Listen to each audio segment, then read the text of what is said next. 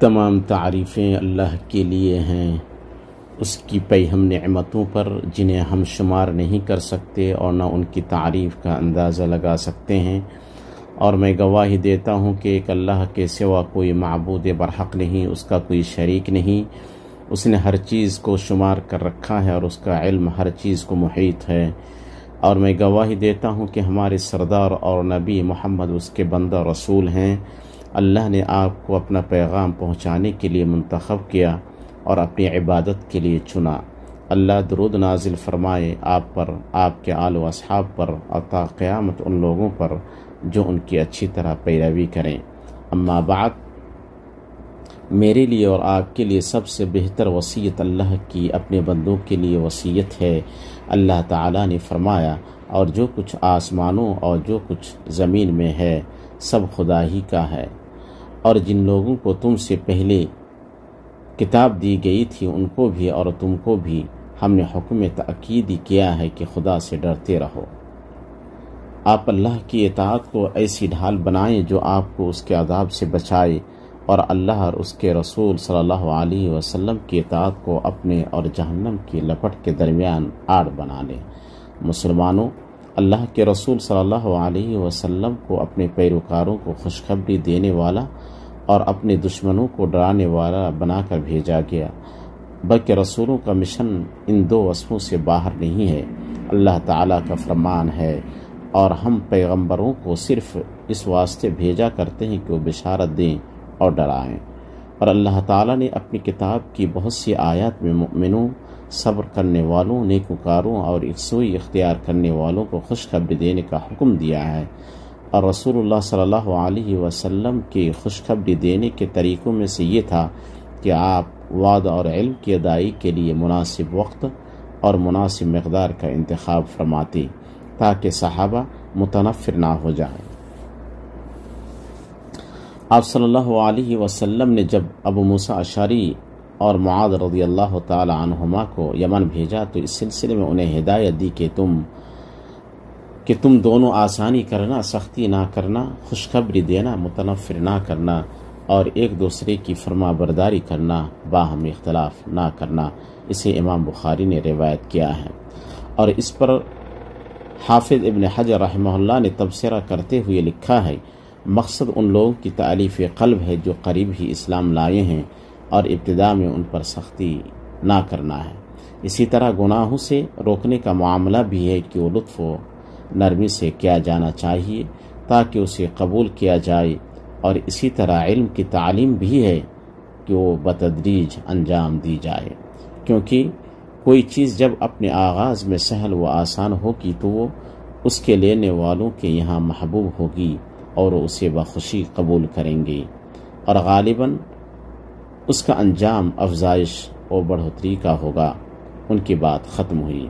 اللہ کے بندوں، خوشخبری دینا نبی صلی اللہ علیہ وسلم کے منہج میں سے تھا، اور آپ صلی اللہ علیہ وسلم کے طریقے میں سے یہ تھا کہ آپ اس شخص کی تعریف کرتے جس سے قابل تعریف عمل ظاہر ہوتا، اور اسے خیر و بلندی کی خوشخبری دیتے جو اس کے لیے اور دوسروں کے لیے اللہ تعالیٰ کی اطاعت کا باعث ہوتا۔ اس لیے مسلمان کے لیے ضروری ہے کہ وہ ہمیشہ خیر کی خوشخبری اور مبارکباد دینے کا حریص بنے۔ نبی صلی اللہ علیہ وسلم سے ثابت ہے کہ آپ نے ابو ہریرہ رضی اللہ تعالی عنہ سے فرمایا، میرے یہ جوتے لے جاؤ، اور اس چار دیواری کی دوسری طرف تمہیں جو بھی ایسا آدمی ملے جو دل کے پوری یقین کے ساتھ لا الہ الا اللہ کی شہادت دیتا ہو، اسے جنت کی خوشخبری سنا دو۔ اسے امام مسلم نے روایت کیا ہے۔ ان اہم امور میں سے جنہیں اسلامی تربیت پانے والوں کے دلوں میں راسخ کرنے کی خواہش مند ہوتی ہے، خیر کی خوشخبری دینے اور مبارک باد دینے کی تربیت ہے، کیونکہ وہ خوشگوار اثر چھوڑتی ہے اور عمل پر اور اطاعت میں محنت کرنے پر ابھارتی ہے۔ اسی قبیل سے آپ صلی اللہ علیہ وسلم کا عزائم کو جگانے اور طاعت پر ابھارنے کے لیے خوشخبری دینے کے اسالیب کا استعمال کرنا ہے۔ آپ صلی اللہ علیہ وسلم نے فرمایا، خوشخبری دو، قیامت کے دن کام نور کی ان لوگوں کو جو اندھیروں میں مسجدوں کی طرف چل کر آتے ہیں، اسے امام ابن ماجہ نے روایت کیا ہے۔ آپ صلی اللہ علیہ وسلم نے ایک مرتبہ اپنے صحابہ رضوان اللہ علیہم کو عشاء کی نماز پڑھائی اور ان کے نکلنے سے پہلے ان سے فرمایا، ذرا ٹھہرو، تمہیں مبارک ہو، کیونکہ تم پر اللہ کی یہ نعمت ہے کہ اس وقت تمہارے علاوہ لوگوں میں سے اور کوئی نماز نہیں پڑھ رہا ہے۔ حضرت ابو موسیٰ اشعری کہتے ہیں، ہم لوگ رسول اللہ صلی اللہ علیہ وسلم سے یہ بات سن کر بہت خوش ہوئے اور خوشی خوشی واپس آئے۔ اسے امام بخاری نے روایت کیا ہے۔ مومن آزمائش کے وقت ایسے شخص کا محتاج ہوتا ہے جو اس کی پریشانی کو دور کرے اور ایسی چیز کی اسے خوشخبری دے جو اسے خوش کرے، یا تو فوری کشادگی کی خوشخبری دے کر یا اخروی اجر کی خوشخبری دے کر۔ رسول اللہ صلی اللہ علیہ وسلم نے ام علا رضی اللہ تعالی عنہا کو بیمار پایا تو ان سے فرمایا، اے ام علا، تمہیں خوشخبری ہو، بلا شبہ مسلمان کی بیماری اس کے گناہوں کو ختم کر دیتی ہے جیسے کہ آگ لوہے کا زنگ نکال دیتی ہے۔ اسے امام ترمذی نے روایت کیا ہے۔ اللہ کے بندو، مومن دکھ و رنج کے حالات میں خوشخبری دینے والا ہوتا ہے۔ وہ لوگوں کے دلوں میں خوشی داخل کر کے اور ان سے افسردگی کو دور کر کے ان سے غموں کو دور کرتا ہے۔ زید بن ارقم نے انس بن مالک رضی اللہ تعالی عنہما کو واقع حرہ کے زمانے میں خط لکھ کر ان لوگوں کے بارے میں تعزیت کی جو ان کی اولاد اور قوم میں سے قتل کر دیے گئے تھے۔ لکھا، میں آپ کو اللہ تعالیٰ کی طرف سے بشارت کی خبر دیتا ہوں، میں نے رسول اللہ صلی اللہ علیہ وسلم کو فرماتے ہوئے سنا ہے، اے اللہ، انصار کے فرزندوں کی اور انصار کے فرزندوں کی مغفرت فرما۔ اسے امام احمد نے اپنے مسند میں روایت کیا ہے۔ مسلمانوں، اللہ تعالیٰ نے مؤمنوں اور متقیوں سے وعدہ کیا ہے کہ ان کے لیے دنیاوی زندگی میں بھی اور آخرت میں بھی خوشخبری ہے۔ اللہ تعالیٰ کی باتوں میں کچھ فرق ہوا نہیں کرتا، یہ بڑی کامیابی ہے۔ اور دنیاوی زندگی میں فوری خوشخبری میں سے یہ ہے کہ مسلمان کو اپنے بھائیوں میں اچھی مقبولیت حاصل ہو اور آپ اس کے احسان پر اس کا شکر ادا کریں، یہ خوشخبری میں سے ہے۔ امام مسلم رحمہ اللہ نے اپنی صحیح میں جب نیک آدمی کی تعریف کی جائے تو یہ خوشخبری ہے جو اسے نقصان نہیں پہنچائے گی کے باب میں ایک حدیث بیان کی ہے جس میں آیا ہے، رسول اللہ صلی اللہ علیہ وسلم سے پوچھا گیا، آپ کا کیا خیال ہے کہ ایک شخص اچھے کام کرتا ہے اور لوگ اس کی تعریف کرتے ہیں؟ آپ صلی اللہ علیہ وسلم نے فرمایا، یہ مومن کے لیے فوری بشارت ہے۔ اس خصلت کی بنیاد اور اساس یہ ہے کہ مسلمان نیک شگون، وسیع امید اور بہتر انجام کا سرچشمہ ہو اور اس کا بھائی اس میں ایسی چیز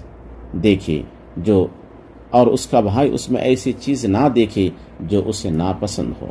اللہ کے بندو، کیا ان سب اشاروں کے بعد ہم میں سے کوئی اپنے نفس کے لیے نحوست کا سرچشمہ اور نا امیدی یا ناکامی یا نفرت پیدا کرنے یا صلاحیتوں کا خون کرنے کا ذریعہ بننا قبول کرے گا، یا یہ کہ ہم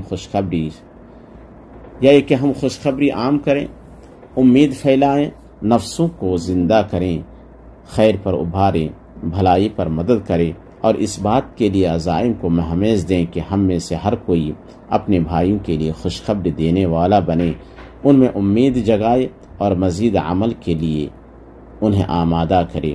سو اللہ کے بندو، اللہ سے ڈریں، لوگوں سے اچھی بات کیا کریں، خوشخبری سنائیں، نفرت نہ پھیلائیں، اللہ سے اپنے رشتے کو مضبوط کریں اور اس کے رسول صلی اللہ علیہ وسلم کی اچھی طرح تابعداری کریں۔ اللہ تعالیٰ کا فرمان ہے، جو بات کو کان لگا کر سنتے ہیں پھر جو بہترین بات ہو اس کی پیروی کرتے ہیں، یہی ہیں جنہیں اللہ تعالیٰ نے ہدایت کی ہے اور یہی عقل مند بھی ہیں۔ اے اللہ، تو قرآن میں برکت دے اور اس کی آیات اور ذکر حکیم سے ہمیں فائدہ پہنچا۔ میں اپنی یہ بات کہہ رہا ہوں اور عظمت والی اللہ سے اپنے لیے، آپ کے لیے اور تمام مسلمانوں کے لیے ہر گناہ کی مغفرت طلب کرتا ہوں۔ آپ اس سے مغفرت طلب کریں، بے شک وہ بڑا بخشنے والا مہربان ہے۔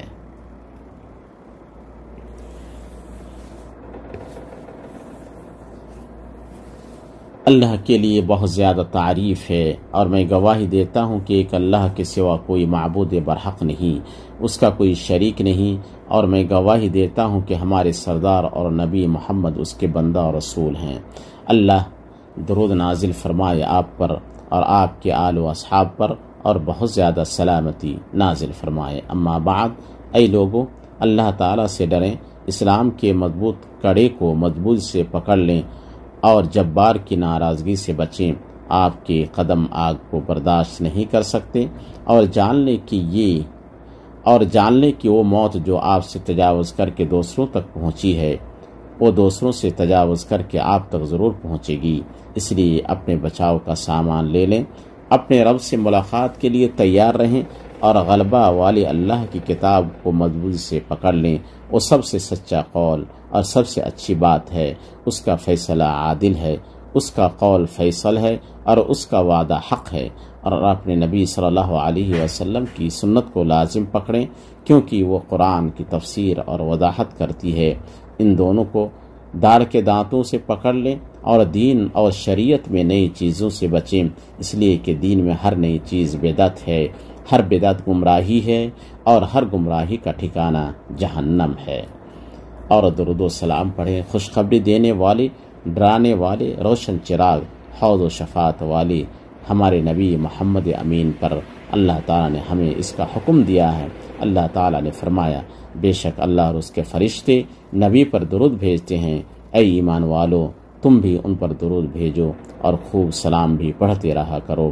اے اللہ، تو درود نازل فرما اپنے بندہ اور رسول ہمارے نبی محمد پر۔ اے اللہ، تو راضی ہو جا چار خلفاء، ائمہ حنفاء اور معزز سرداروں ابو بکر، عمر، عثمان اور علی سے، باقی تمام صحابہ سے، اور آپ کے پاک باز طاہر اہل بیت سے، تابعین سے، اور تا قیامت ان لوگوں سے جو اچھی طرح ان کی پیروی کریں، اور ان کے ساتھ ہم سے بھی اپنے کرم و احسان سے راضی ہو جا، یا ارحم الراحمین۔